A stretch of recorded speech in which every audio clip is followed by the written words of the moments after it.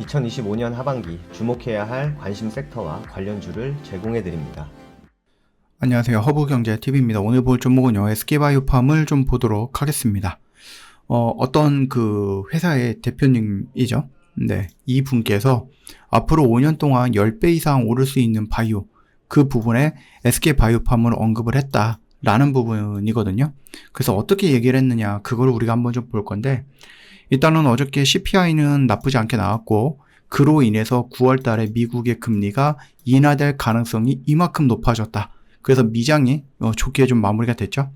한국 시장도 어느 정도 반영이 됐어요. 시가에서 반영이 됐다가 1시간 동안 쭉 밀리다가 오후장에 반등을 해서 이런 식으로 마무리가 됐거든요. 이게 만약에 오늘 그대로 이렇게 음봉으로 마무리가 됐으면 조금 어려웠겠지만 그래도 일단 반등을 보여줬습니다. 그리고 오늘 오후장이었는데 국가 운영 5주년 계획인가요? 이거를 좀 발표를 하면서 여전히 코스피 5천에 대한 얘기들을 하고 있더라고요. 그러면은 코스피 5천으로 가는데 대주주 양도세는 장애물이기 때문에 이거 두 개를 같이 가기에는 조금 어려울 수 있죠. 그래서 이 부분에 대해서 이제 많은 정치인들도 마찬가지고 많은 이제 투자자들이 굉장히 좀 신경 써야 되는 부분이라서 정부가 그동안 이제 명확하게 어떤 결정을 내리지 않았지만 오늘을 기준으로 해서 아마 이 부분들에 대해서도 좀 나쁘지 않게끔 뭔가 이제 결정을 하지 않을까, 그런 기대감이 살아 있었다라고 보셔도 될 것 같습니다. 여러분들도 알고 계시겠지만 SK바이오팜은 뭐예요? 세노바메이트를 만든 회사죠. 어마어마하게 히트를 치고 있는 회사고요. 직접 만들었어요. 그리고 이걸 직접 또 판매하고 있습니다. 미국 의약품 시장은요, 전 세계 매출의 거의 한 40에서 50, 절반 정도를 차지할 만큼 굉장히 크고요. 또 굉장히 경쟁이 또 치열합니다. 이 시장에서 직접 들어가고 자사 의약품을 파는 한국 회사는 거의 없어요. 그래서 SK바이오팜이 굉장히 뭔가 이제 눈에 띄는 이유가 그거다. 특히 이제 중추신경계 치료제 시장은요, 진입 장벽이 높아요. 그러다 보니까 SK바이오팜이 갖고 있는 이 세노마메이트, 특히 미국 시장에서 굉장히 좀 잘 팔리고 있는 이 약을 끌어내리거나 아니면 이 시장 안으로 진출해서 더 좋은 뭔가 약을 가지고 들어올 수 있는 그런 기업들이 많지 않다라는 겁니다. 그래서 진입 장벽도 높고 이미 SK바이오팜은 거기 들어와 있고 그 위에서도 나름의 긍정적인 결과물들을 만들어내고 있기 때문에 SK바이오팜은 한동안 계속해서 뭐한다? 성장할 수 있다. 더군다나 미국 시장에서 직접 판매를 하고 있죠. 그러면은 그거를 판매했을 때 생긴 경험, 노하우라든지 아니면 이미 그거를 유통할 수 있는 그 인프라를 보유하고 있다라는 거잖아요. 나중에 SK바이오팜이 지금 카리스마 메이트를 임상 3상을 하고 있고 다른 것도 하고 있기는 하겠죠. 그리고 다른 회사의 신약을 간접 판매해 주거나 그 신약을 가지고 와갖고 내가 판매하거나 그럴 수도 있는 부분인데, 그렇게 된다라고 했을 때는 결국은 마케팅 비용이라든지 아니면 시간 이런 것들도 이미 깔려 있으니까, 미국에 다 깔려 있으니까 그걸 다 절약할 수도 있는 부분이겠죠. 그러면 이제 새롭게 시작하려고 하는 그들과 SK바이오팜처럼 이미 유통 구조가 다 깔려 있는 바이오팜은 누가 경쟁을 해도 당연히 유리한 부분이죠. 이제 중요한 부분이 있다라고 하면은 늘 말씀을 드렸듯이 세노마메이트 이외에 다른 후속 약이 필요하다라는 겁니다. 요 약 하나만 믿고 가기에는 약간의 리스크가 있는 부분이에요. 혹시라도 이 약이 잘못되면은 바로 이제 회사에 직격탄이 되는 부분이기 때문에 혹시라도 이게 좀 잘못되더라도 다른 쪽에서 뭔가 만들거나 버틸 수 있는 또 다른 것들을 만들어야 되죠. 이게 SK바이오팜의 가장 중요한 부분이고 지금 당장에서 뭐 해야 된다? 필요하다. 미래 성장 가치를 위해서.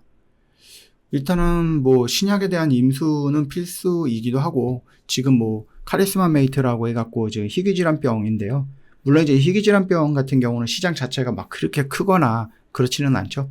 그런 부분 때문에라도 여러분 우리는 이 카리스마 메이트 말고 다른 약에 대해서도 좀 관심을 가져봐야 된다라고 보시면 될 것 같습니다. 이 중추신경계 시장 분야는 크긴 커요. 근데 성공 제품이 나오기까지는 시간이 오래 걸릴 수 있고, 세노마메이트 같은 경우는 일단은 계약이라고 할까요? 아니면 독점권이라고 할까요? 이게 2032년까지이기 때문에 아직 한 6년, 7년 정도 시간이 남았어요. 더군다나 가면 갈수록 이제 AI가 성장을 할 거고, 의학 뭐 약을 만드는 데 있어서 요 AI를 활용을 많이 한다라고 하니 그동안은 뭐 10년, 15년 막 이렇게 걸리던 것들이 막 5년, 7년 이렇게까지 단축을 할 수도 있는 부분이잖아요. 그렇기 때문에 요게 계약이 끝나거나 이제 독점에 대한 부분들이 끝나기 전까지 새로운 신약을 하나 정도는 더 만들어서 좀 나와야 되지 않을까 이렇게 좀 보시면 될 것 같습니다. 일단 세르마메이트가 뭐 대단한 이유는 뭐 그동안은 계속해서 말씀을 드렸던 부분이었고 좋기 때문에 미국에서 1억 달러, 분기 1억 달러예요. 1,300원, 1,400억 뭐 이 정도 될 겁니다. 처방 환자 수들도 계속해서 증가하고 있는 부분이에요. 아까 전에 말씀드렸듯이 더 성장할 수 있던 이유는 몇 가지가 있다라고 말씀을 드렸죠. 부분 발작에서 어떻게 된다? 전신 발작. 그 다음에 뭐 성인이 아니라 그 미성년자도. 그리고 이제 미국, 유럽이 아니라 아시아라든지 남미아라든지 다른 나라들까지 이렇게 성장을 하고 좀 확장을 한다라고 하면은 물론 여기서도 돈 많이 들어오겠죠. 그러다 보니까 SK바이오팜 관계자가 얘기를 하기로는 지금 막 2029년, 30년 정도 되면은 이 세르마메이트 하나 팔아서 1조 원 정도의 매출을 달성할 수 있을 거야 이렇게 좀 얘기를 해주고 있기는 합니다. 더군다나 경쟁 약물인 브리비액트라는 그 회사 그 약이 있거든요. 이게 내년 정도면 아마 특허가 만료가 될 겁니다. 그렇게 된다라고 했을 때는 세르마메이트가 시장 점유율도 조금 더 가져갈 수 있지 않을까라고 보는 거죠. 그러면 이제 SK바이오팜이 아까 전에 말씀드렸듯이 준비를 해야 될 것은 이제 새로운 치료 방식, 기술 이런 것들이죠.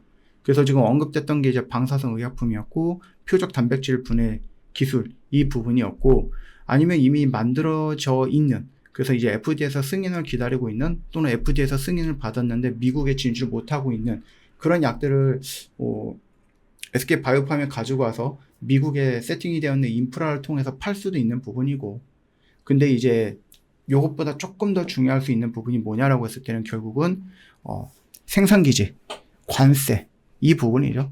이거를 어떻게 조금 해결해 나가야 되는 부분입니다.